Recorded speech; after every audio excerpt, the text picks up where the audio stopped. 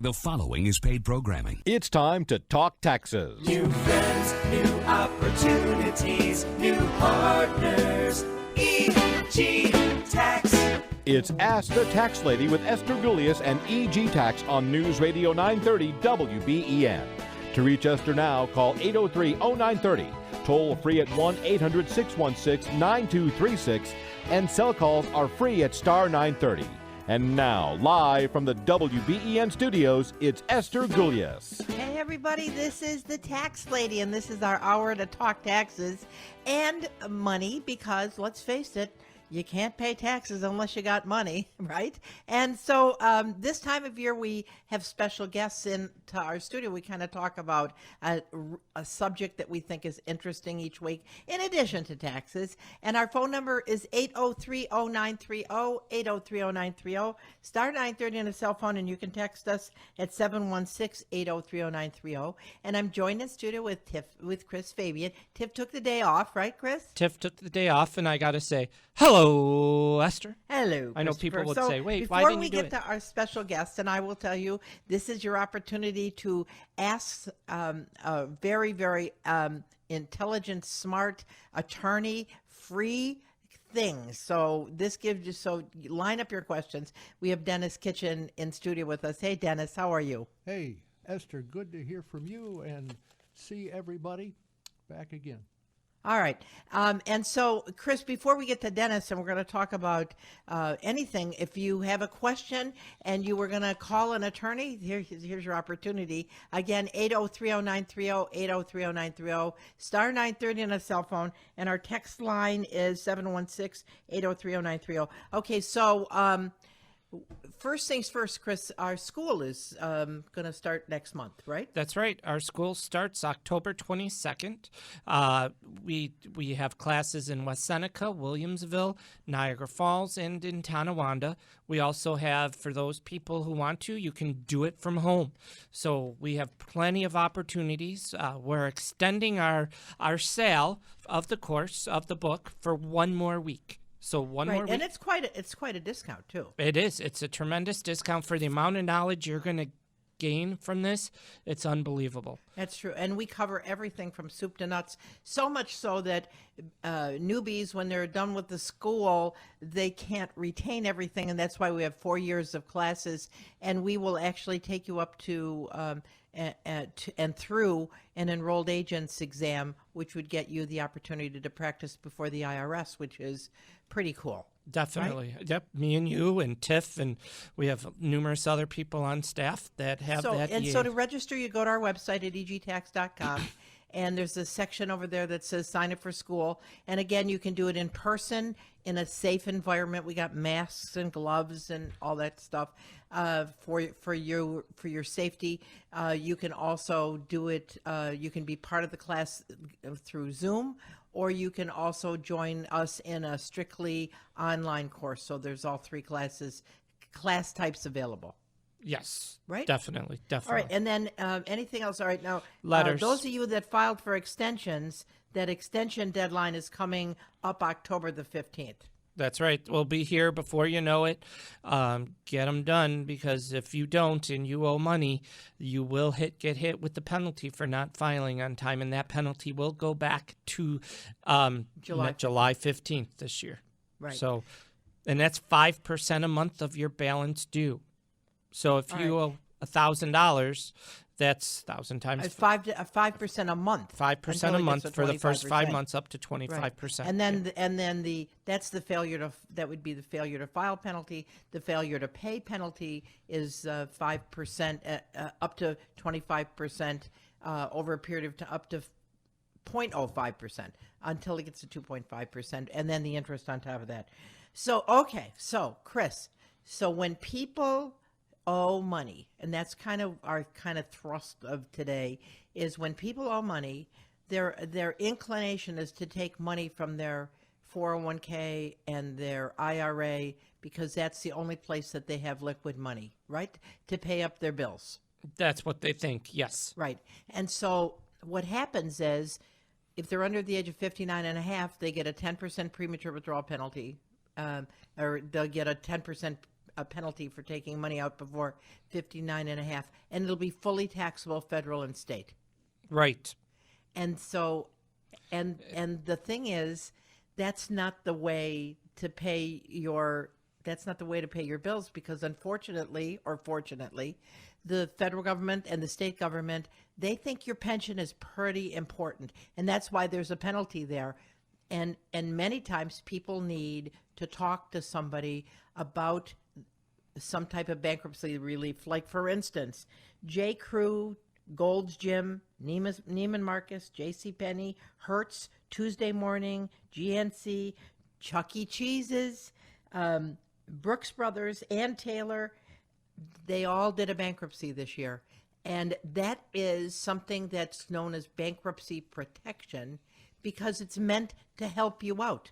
A bankruptcy is not necessarily punitive. It's a way that the government has come up with, a way for you many times to restructure your debt so that you don't have to go into your pension plan and rob your future, and it's protected by the federal government. And so Denis, and then I just read this week that Delaware North is laying off a whole bunch of employees. Yep. Mm-hmm. And as this whole COVID thing starts to unwind, and all the protections and all the help that the federal government has come up with to help people, I think people are going to find themselves behind the eight ball, right? Yes, they will.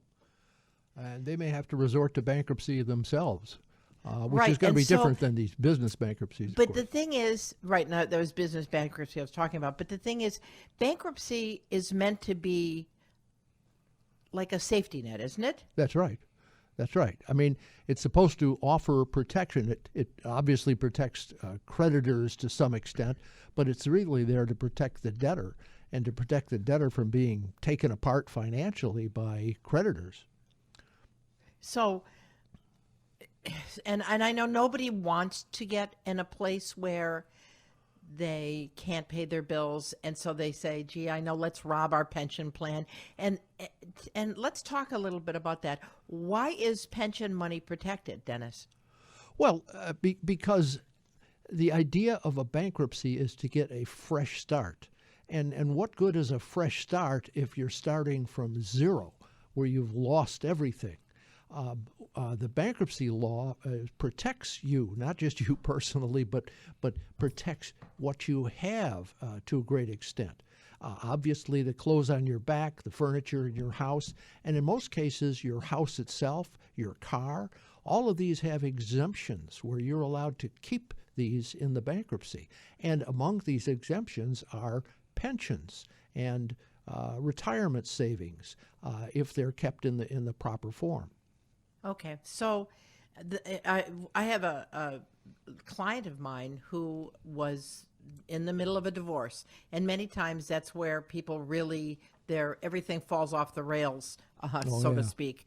And I said to her, she was never going to be able to pay the debt. She was never going to. And she had horrible credit. I think her score was like 425 or whatever the worst it can be. And I said, why don't you look at a bankruptcy? And, oh, no, I don't want to go bankrupt because it's going to ruin my credit. And I said, look, you have ruined credit already. Your credit's already in the basement, Right. But I said, until you get rid of the debt, you can't move forward. Well, she did do a bankruptcy, and she actually used your services, Denis. And just, let's see, in April, her credit score was like 485 or something. Uh-huh. And just last week, because she's been paying her bills, and she got a credit card that she pays off monthly and everything, her credit score was like 727. Oh yeah. And she was just blown away, because she would have never ever been in this position, and now she is encouraged to get a better job, and she's walking in the sunshine, so to speak. Oh, absolutely. And so I think that what I really wanted to talk about was that having financial problems, those people that are having trouble due to COVID, you've lost your job and things are piling up, you can give us a call here in studio, 8030930. 8030930, star 930 on a cell phone. Text us at 716-8030930, and you can ask all about what you can do to get a fresh start. and we're going to take a short break. We'll be back on the other side with your questions and Denis Kitchen. We are family. Hey, to us, your family. I'm Esther Goliath, tax lady from EG Tax. Today we have a special guest in studio, Denis Kitchen. He's an attorney, a really wonderful man that I've known for a long time, Denis. Yeah. It's been a long time. It has a long time. We go way back. It was very good, though. You're a wonderful attorney. Oh, thank you. If Thank you you. have any specific, if you're thinking about trust wills, if you're having financial problems and you're wondering how a bankruptcy works, the different types of bankruptcies, give us a call, 8030930, 8030930, star 930 on a cell phone. Denis, how does that affect the diocese, the Catholic Church doing the bankruptcy? Well, that's, of course, a Chapter 11, which large companies and organizations do this. And that's often the case where you have just a multiplicity of claims. Just everybody's coming in and everybody wants a share. Well, when it's something like that, it's the Boy Scouts or it's the Catholic Church, bankruptcy court can control that. They can put some time limits on people filing claims. They can come up with a procedure for handling the claims and measuring what can go out to the various claimants. It's the only way to really control something like that. And is that kind of similar to the claim against the asbestos thing, mesothelioma? Yes, some of the claims that arise there are done through bankruptcies, and also can be done as class actions against companies, or class actions that are going against a pot of money that's been put together in a bankruptcy, in a Chapter 11. Now, with the Diocese of Buffalo, didn't they put a limit as to the date of the claim? I think it's coming up, isn't it? Yes. Now, of course, this was something that the state did. They basically said, look, if you've got something like sex abuse or something that's in your past and it's been repressed all these years and that sort of thing, we're going to open up a window to allow people to bring a claim that the statute of limitations would normally exclude, would normally disallow any claim. But they've opened up this window for a period of time. And now no one has to testify in this situation. They've already gone, the bankruptcy's gone through, set aside a certain amount of the assets, and then do the claimants automatically get paid? No, the claimants would file a claim like you would in a sense of a normal lawsuit and that sort of thing, and it'd have to be evaluated. In fact, you could have the diocese, or you could have let's say the Boy Scouts or whatever, dispute some of these claims and say, look, the facts just don't support the claim that they're making. Or, yes, maybe the facts do support it, but what the claimant is seeking, the amount of money that they're seeking, is far exceeds what is appropriate under the circumstances. Okay. So now let's get it from big organizations down to where we live. Okay. Right. So when is it that I should, if I'm having financial troubles or I'm lost my job and I can't find another situation, when is it that it's appropriate to look into a bankruptcy? What's the type of bankruptcies, and is it hard? Does everybody have to know your business? Is it embarrassing? Well, a lot of people feel embarrassed about this whole thing, but from the consumer standpoint, the consumer bankruptcies are things like Chapter 7 and Chapter 13s. It's a little different than some Chapter 11 to protect some organization. And if a person is facing a lot of debts, they feel overwhelmed by them, that's the time to sit down with somebody like myself who offers a free, no-obligation consultation. And we talk about what the options are. The options include trying to work with creditors and be able to buy your way out of these things by giving perhaps a lower lump sum, or perhaps getting some extended terms. But then we also look at, well, is a bankruptcy possible? Will it do somebody some good? I mean, people that are overwhelmed with, let's say, credit card debt, and And here in America, as opposed to some countries, we don't rely on savings as much as we sometimes rely for a tough period like this coronavirus thing is introduced. To rely on credit cards and kind of live on those. And that's what we typically do if you, say, have a loss of a job or something like this. With the hope you'll get employed again, you'll get back on track, you'll pay the credit cards off. But if you get really behind on credit cards because of unemployment or perhaps a divorce or illness or something like this where the income isn't coming in, you know how tough it is when interest on credit cards is 20 and 25 and 30%. That's right. I mean, you think about what they're paying you in the bank, like less than right. 1% on a CD, Yeah. and your credit cards are charging you 25%. Yeah, you're almost at the point of having to give the bank money to keep the money for you. Ain't Yeah. that the truth? Right. So, how do you find that people and Chris, you can jump in here too. Don't you find when you're counseling people and they really are behind the eight ball, that even though bankruptcy protection is out there, that they just don't want to go talk to an attorney? Well, that happens too. Now, I had somebody recently in my office, and they had been keeping up with the credit cards, but by paying out like half their income to the credit card companies.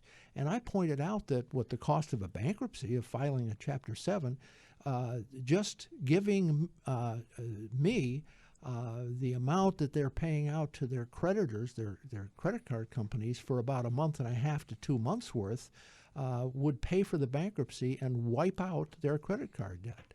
So that makes it a no-brainer. Okay, so what would you say? All right, well, like, what are the parameters for? Tell the different types of bankruptcies, Dennis. Well, a Chapter 7, a straight bankruptcy, a liquidation, as sometimes it's called, and that sort of thing, allows a person to pretty much walk away from their dischargeable non-secured debt, which are for the most part credit cards, medical bills, personal loans, that sort of thing.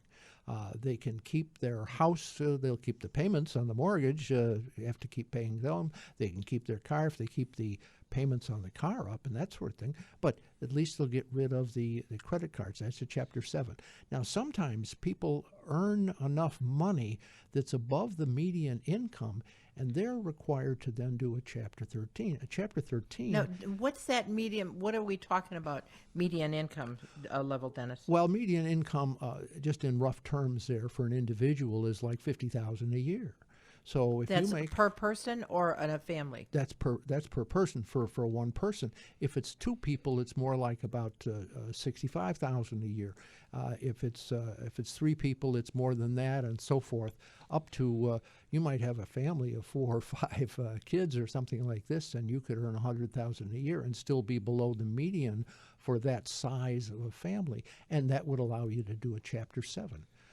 You wouldn't have Which to do would a Chapter mean 13. they would release you from the obligation of all those unsecured debts. That's correct. That's correct. Okay, and then it right then and there it goes on your credit report, but gives you an opportunity the next day to change things, to start rebuilding your credit. Absolutely. If you didn't do the bankruptcy and that debt just hung around, it's like a dead body. It just comes with you yes. forever. Yes. And of course, eventually the credit card companies, if you're not making some sort of payment, they're going to sue you and get a judgment. And then judgment interest is 9% now in New York. So you're always going to have this thing dragging along behind. All right, you. so what if your income...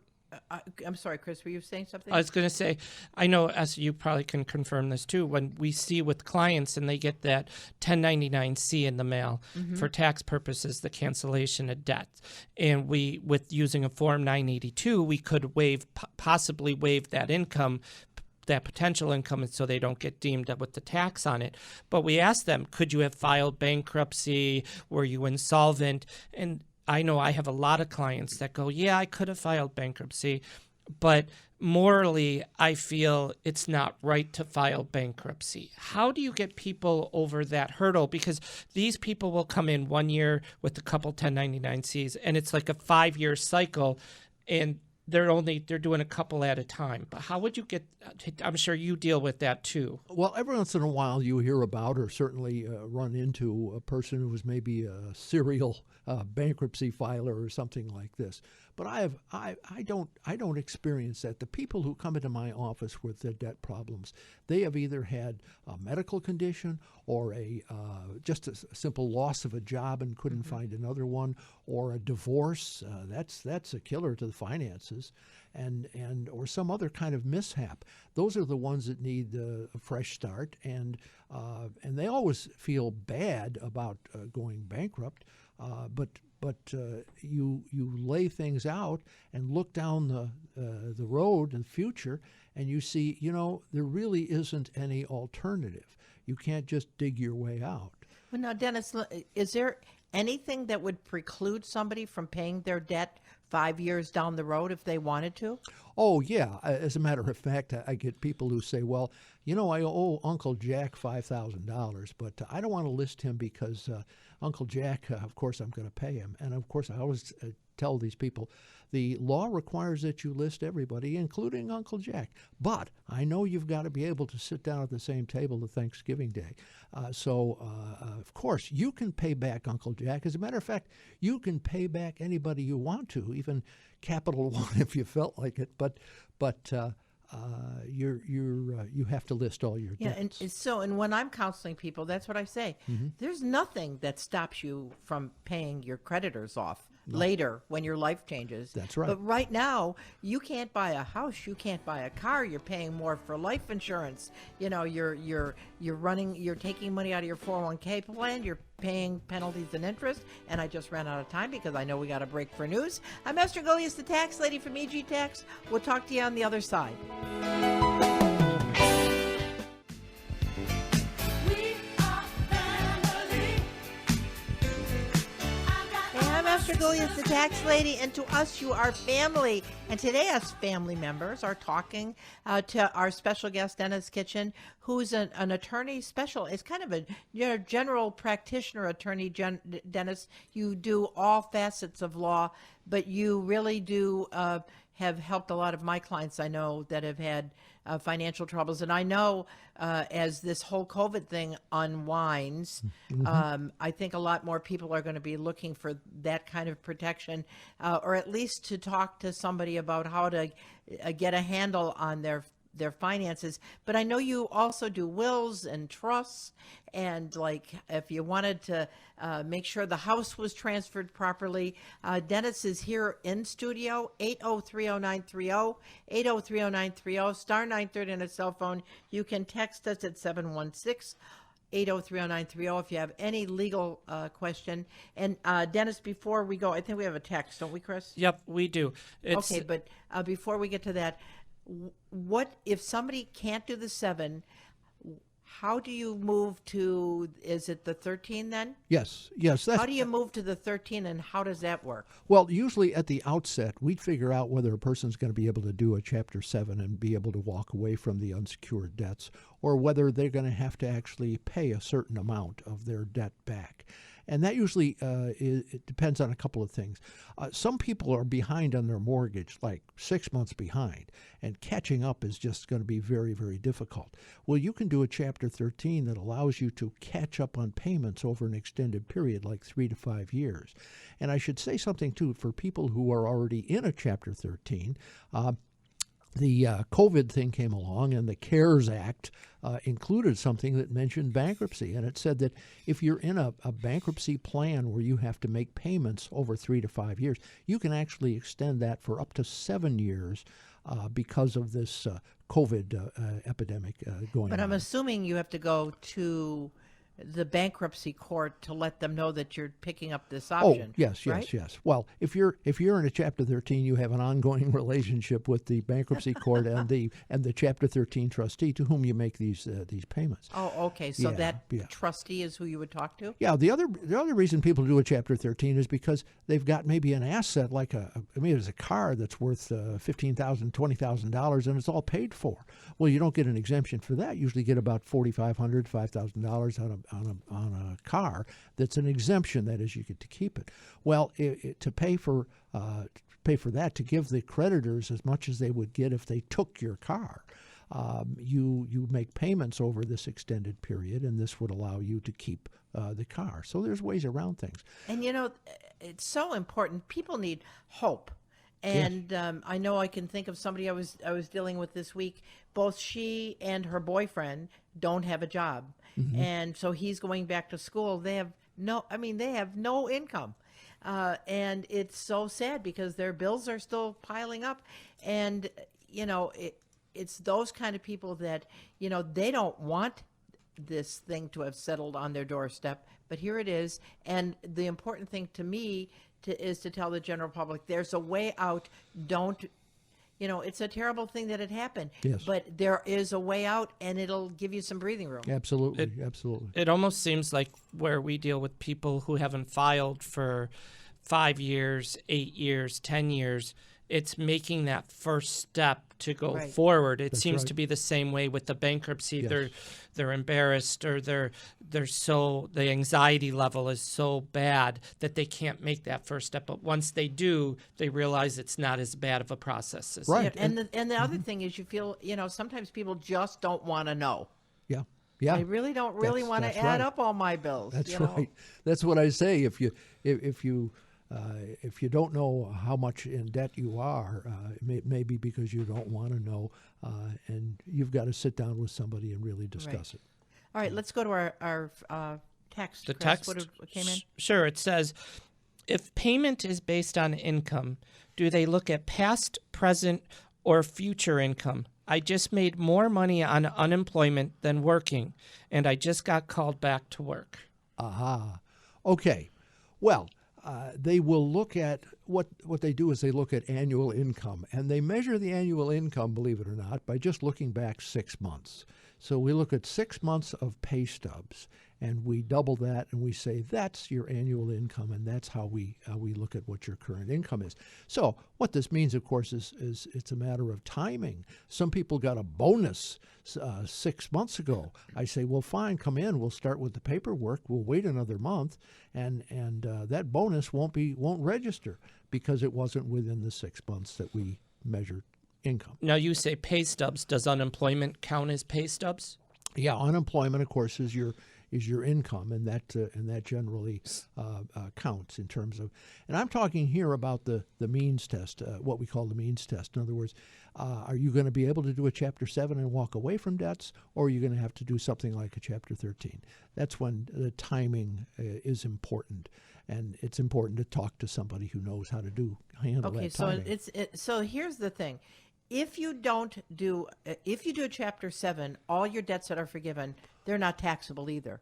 If you just deal with your creditors one by one and they say, okay, I'm going to forgive this, okay, I'm going to forgive this, that income potentially is taxable because they're going to send you a debt cancellation, and if it's outside of bankruptcy, that's potentially taxable. So that's another reason why you want to look into a bankruptcy if you find, especially due to COVID, that you're having a problem or your kid is having a problem. I mean, grandparents that are listening, who's having a problem. They've probably been hitting you up here and there. It really is a good thing to do to get a hold of your finances. It's just like going to the doctor to find out you got a cough. You want to find out why before it goes into something worse. So. Again, Denis Kitchen is is in Main Street in Williamsville, Clarence area. His phone number is 631-5661. Dennis Kitchen, like the room in your house. Exactly. Right? Exactly.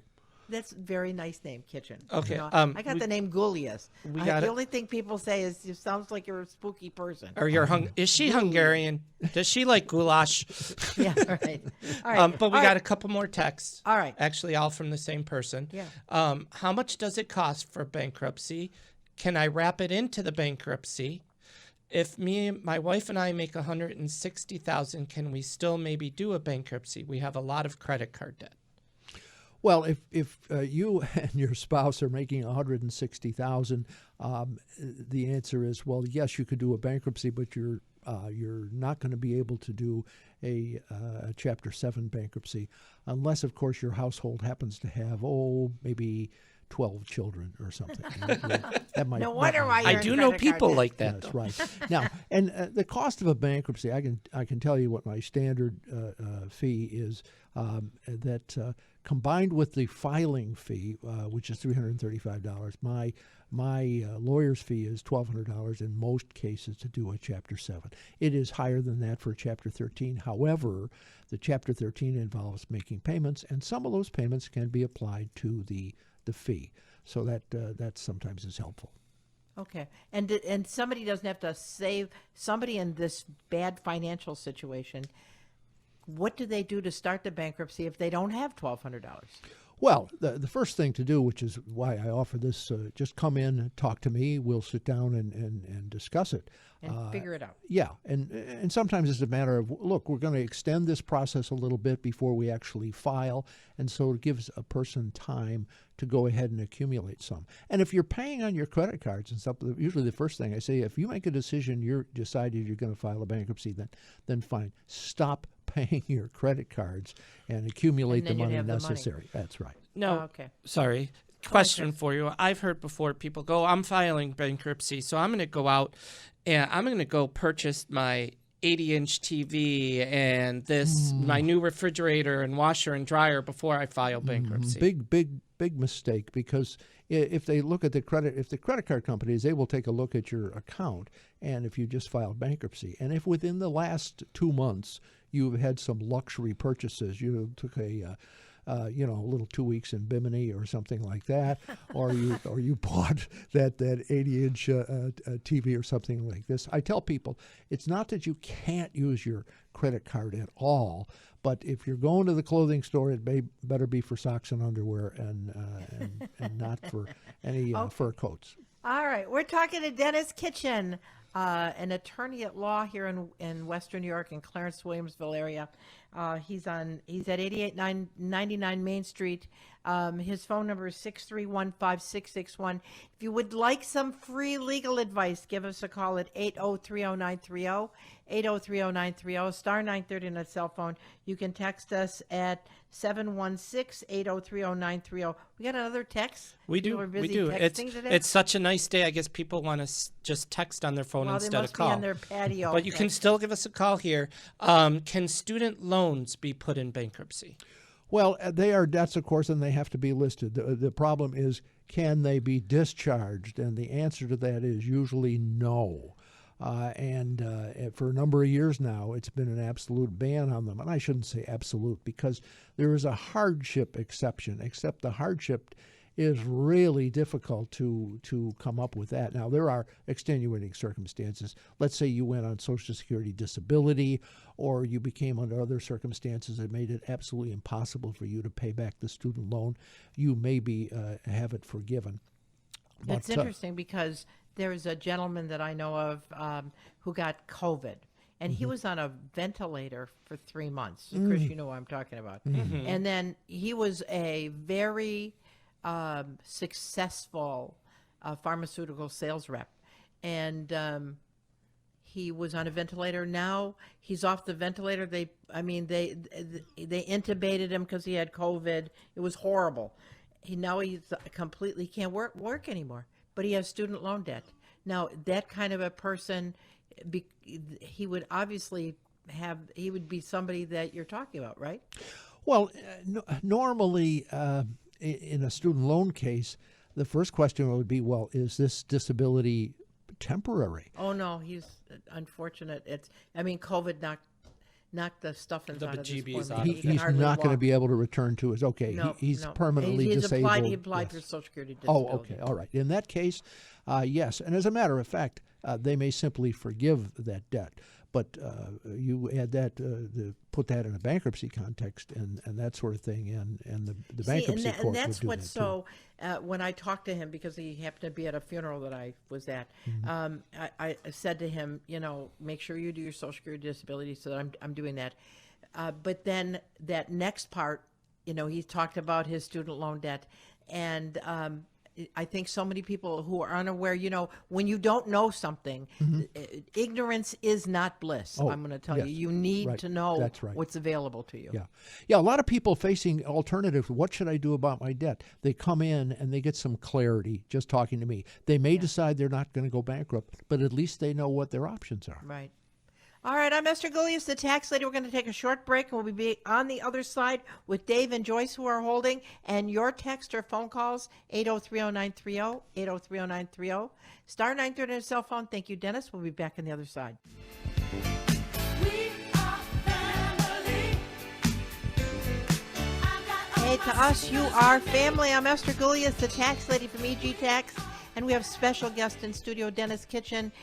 He's a general practitioner, attorney, a great guy, a wonderful moral guy, and a wonderful friend for, I think, 42 years. Oh, Denis. thank you. Thank How you. can that be?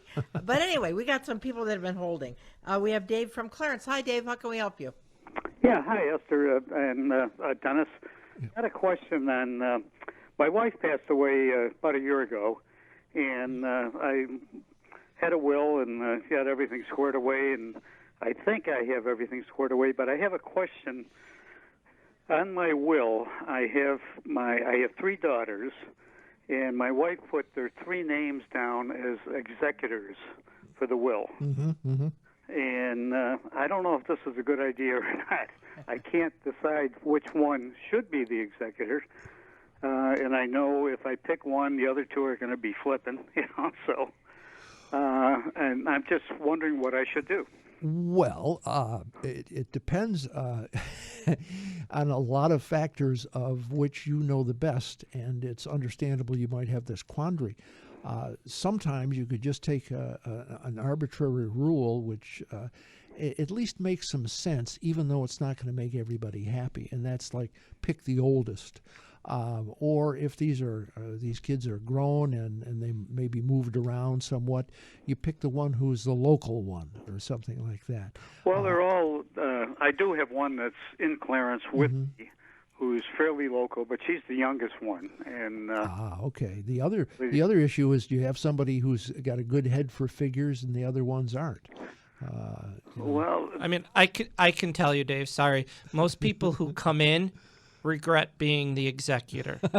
So if there's one you don't like, no, I'm just kidding. But it is something, like Dennis was just saying, you really got to make sure it's somebody who has a good head on their shoulder with finances and figures who can, because it is a lot of work.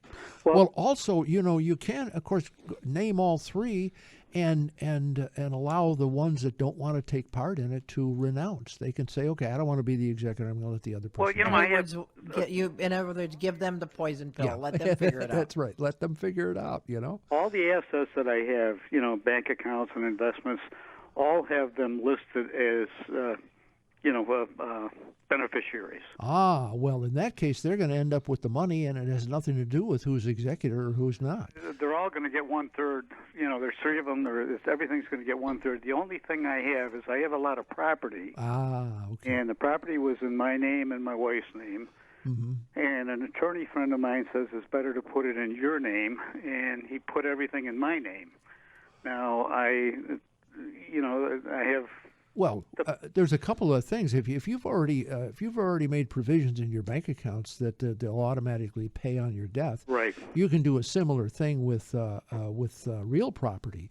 You can deed it to your kids and reserve a life estate. So you are the owner as long as you live. At a moment of your death, your kids become the owners, and that doesn't have to run through probate. That's only on his personal residence, though, right? Well, he can do it on his personal residence, but he could do it on any other property. Although usually it's only done on the residence. Yeah, I have 3 vacation homes. So. Okay. Well, those are all residences too.